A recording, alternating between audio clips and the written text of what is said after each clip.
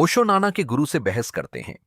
जैन धर्म दुनिया का सबसे तपस्वी धर्म है, या दूसरे शब्दों में सबसे ज्यादा मैसोकिस्टिक और सैडिस्टिक। जैन साधु खुद को इतना टॉर्चर करते हैं कि कोई सोचता है कि क्या वे पागल हैं। वे नहीं हैं, वे बिजनेसमैन हैं, और जैन साधुओं के फॉलोअर्स सभी बिजनेसमैन हैं। यह अजीब है। पूरा जैन समुदाय सिर्फ बिजनेसमैन से बना है, लेकिन सच में अजीब नहीं है, क्योंकि धर्म खुद असल में दूसरी दुनिया में प्रॉफिट कमाने के लिए मोटिवेटेड है। जैन दूसरी दुनिया में कुछ पाने के लिए खुद को टॉर्चर करता है, जिसे वह जानता है कि वह इस दुनिया में नहीं पा सकता। मैं लगभग 4 या 5 साल का रहा होऊंगा जब मैंने पहली बार बिना कपड़ों के जैन साधु को अपनी दादी के घर में इनवाइट होते देखा। मैं हंसे बिना नहीं रह सका। मेरे दादाजी ने मुझसे कहा, चुप रहो, मुझे पता है तुम एक परेशानी हो।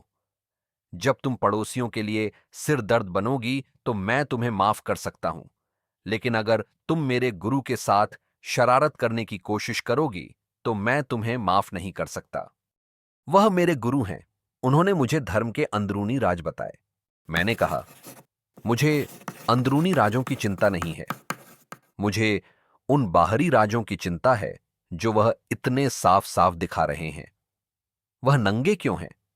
क्या वह कम से कम छोटी पैंट नहीं पहन सकते? मेरे दादाजी भी हंस पड़े। उन्होंने कहा, तुम समझ नहीं रहे हो।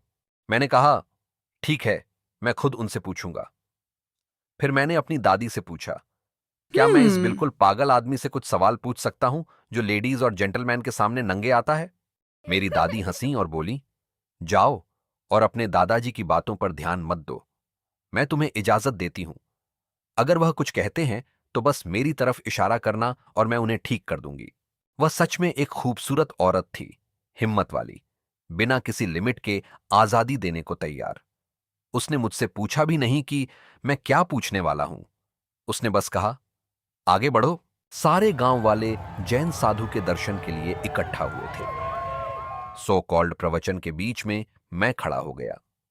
यह लगभग 40 साल पहले की बात है, और तब से मैं इन बेवकूफों से लगातार लड़ रहा हूं। उस दिन एक जंग शुरू हुई जो तभी खत्म होगी जब मैं नहीं रहूंगा। शायद तब भी खत्म ना हो। मेरे लोग इसे जारी रख सकते हैं। मैंने आसान सवाल पूछे जिनका वह जवाब नहीं दे सका। मैं हैरान था। मेरे दादाजी शर्मिंदा थे। मेरी दादी ने मेरी पीठ थपथपाई और कहा, बहुत बढ़िया, तुमने कर दिखाया। मुझे पता था तुम कर सकते हो। मैंने क्या पूछा था? बस आसान सवाल। मैंने पूछा था, तुम दोबारा जन्म क्यों नहीं लेना चाहते?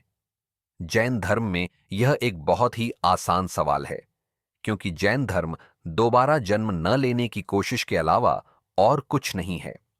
यह दोबारा जन्म रोकने का पूरा साइंस है। तो मैंने उनसे बेसिक सवाल पूछा, क्या तुम कभी दोबारा जन्म नहीं लेना चाहते? उन्होंने कहा, नहीं, कभी नहीं। फिर मैंने पूछा, तुम सुसाइड क्यों नहीं कर लेते? तुम अभी भी सांस क्यों ले रहे हो?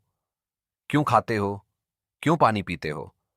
बस गायब हो जाते हो, सुसाइड कर लेते हो। एक छोटी सी बात पर इतना हंगामा क्यों करते हो? उनकी उम्र 40 साल से ज्यादा नहीं थी। मैंने उनसे कहा, अगर तुम इसी तरह चलते रहे तो तुम्हें शायद 40 साल या उससे भी ज्यादा समय तक जीना पड़े। यह एक साइंटिफिक फैक्ट है कि जो लोग कम खाते हैं वे ज्यादा जीते हैं। तो मैंने साधु से कहा, मुझे तब ये फैक्ट्स नहीं पता थे। अगर तुम दोबारा जन्म नहीं लेना चाहते तो तुम जी क्यों रहे हो? सिर्फ मरने के लिए? तो फिर सुसाइड क्यों नहीं कर लेते? मुझे नहीं लगता कि किसी ने उनसे कभी ऐसा सवाल पूछा था। सभ्य समाज में कोई कभी असली सवाल नहीं पूछता, और सुसाइड का सवाल सबसे असली है। मार्शल कहते हैं, सुसाइड ही एकमात्र असली फिलोसॉफिकल सवाल है। मुझे तब मार्शल के बारे में कोई आइडिया नहीं था। शायद उस समय मार्शल नहीं थे और उनकी किताब अभी तक लिखी नहीं गई थी। लेकिन मैंने जैन साधु से यही कहा, अगर तुम दोबारा जन्म नहीं लेना चाहते, जो तुम कहते हो कि तुम्हारी इच्छा है, तो तुम जीते क्यों हो?